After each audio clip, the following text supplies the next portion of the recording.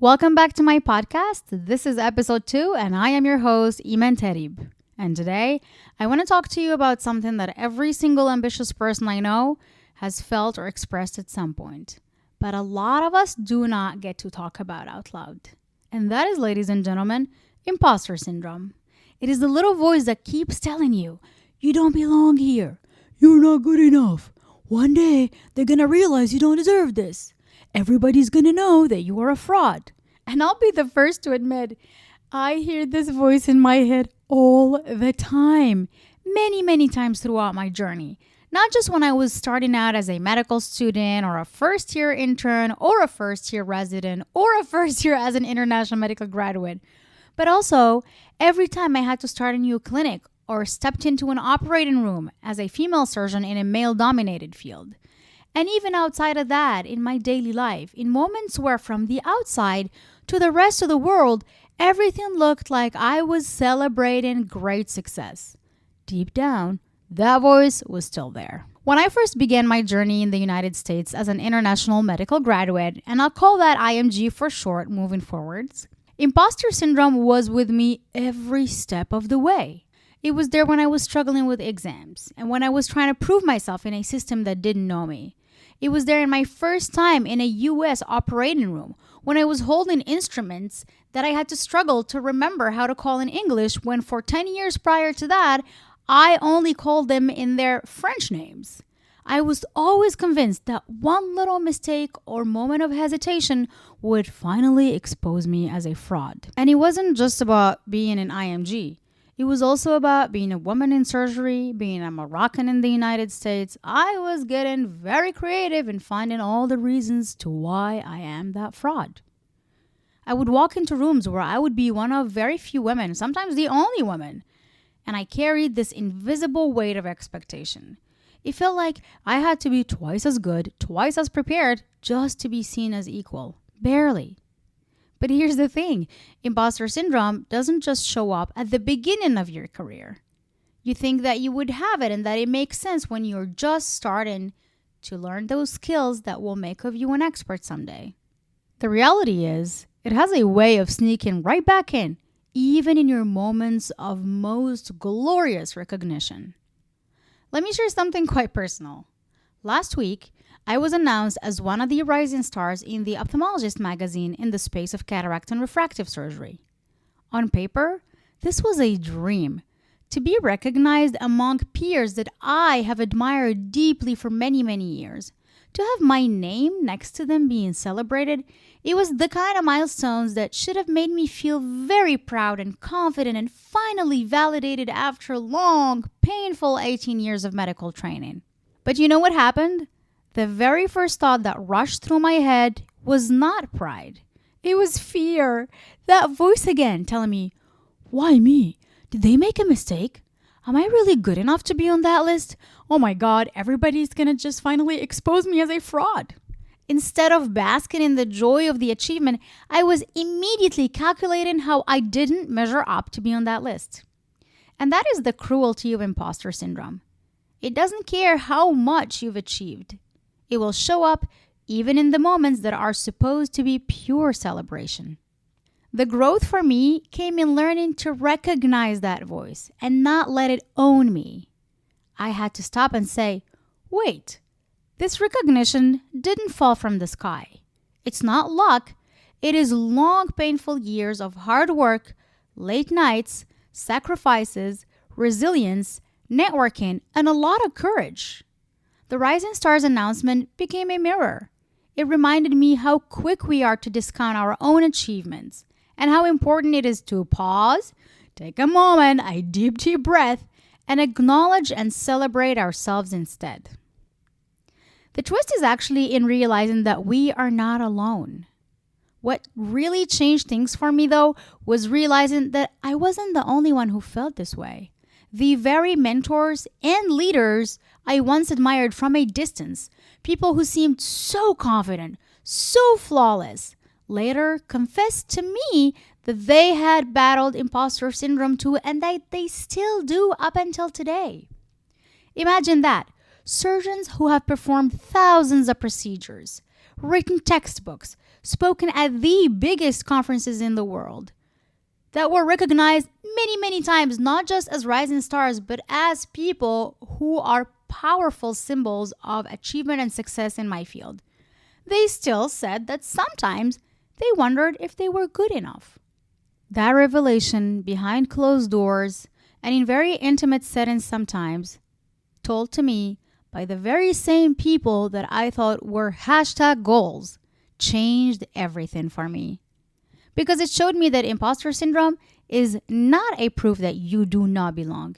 It is proof that you are playing on a bigger stage than before. You don't feel like an imposter when you're stuck in your comfort zone. You only feel it when you have stretched into spaces that once felt very far away, almost impossible. So reframing it from doubt to delusion is truly what did it for me. Here's what I have learned. Worthiness is not something you earn by being perfect. Worthiness is something you already have. But our minds love to play tricks on us. They turn discomfort into self-doubt, growth into fear, and that is when imposter syndrome feeds on us. So here's my advice. Sometimes you have to be a little bit delusional. Yes, like the kids say these days, a little bit delulu.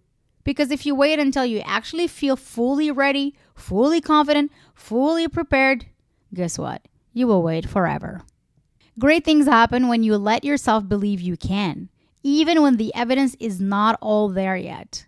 For me, that little bit of Delulu was what allowed me to say, yes, I will step into this operating room, and yes, I will present my research, and yes, I will apply for this position, and yes, I will go and say hi to that person and ask them a question after their talk at a big conference.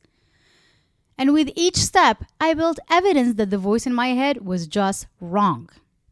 Do you know how shocked I was when I read that Albert Einstein himself once admitted that he felt like an involuntary swindler who did not deserve the recognition he received? Einstein, folks, freaking Einstein. And in medicine, I met so many world-renowned surgeons who admitted that even before a big case, they still felt that flicker of doubt. And sometimes wondered, how did they deserve to be where they are today? So if Einstein and all of these folks can feel this way, then what makes us think that we are supposed to be exempt from this feeling? Imposter syndrome does not mean you don't belong.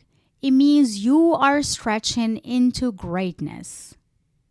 Just like everything else, it's all about the perception. So how do we move forward when imposter syndrome shows up? Well, let me tell you. First of all, you have to recognize it.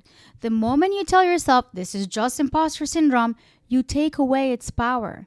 It is not truth. It is not facts. It is just a story that your brain is telling you. And flip the script. Instead of thinking, I don't belong here, try, I am here to learn, I am here to grow, and growth always feels uncomfortable. It is normal that I feel the way that I do. Act before you're ready to, because, friends, confidence does not come first. Action does.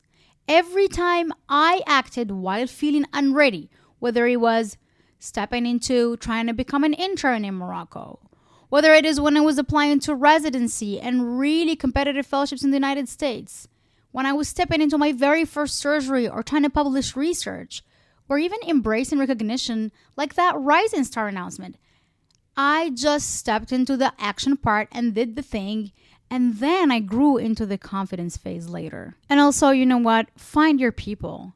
When you share these feelings and thoughts of imposter syndrome with others, you'd be surprised how many people go through the same mental loops all the time, and you'll realize that you're not alone. And believe me, from experience, that shared honesty is so powerful, folks. So if you have ever felt like an imposter, whether that is in medicine, in school, in your career, or in life in general, I want you to hear this. The doubt does not mean you are not enough. It means you are growing into something you may have never been before. It means you're exactly where you need to be instead of that boring, lame comfort zone. You know, being an IMG, a woman in surgery, being different, those were the very things that once fueled my imposter syndrome. And today, they have become my strength. And yes, even being named a rising star triggered that old voice in my head just last week, but today I choose to see it differently. It was not luck, it was not a mistake, I am not a fraud. It was earned. So today, I want you to make a promise to yourself. The next time imposter syndrome shows up, instead of letting it silence you, take it as a sign. A sign that you are leveling up, that you are exactly where you need to be, that you are stepping into the life you've been working for all along. Because at the end of the day, the world doesn't need a smaller, quieter, apologetic version of you. The world needs the bold, courageous, slightly Delulu dreamer version of you. The one who dares to believe in her or himself even when that voice whispers otherwise.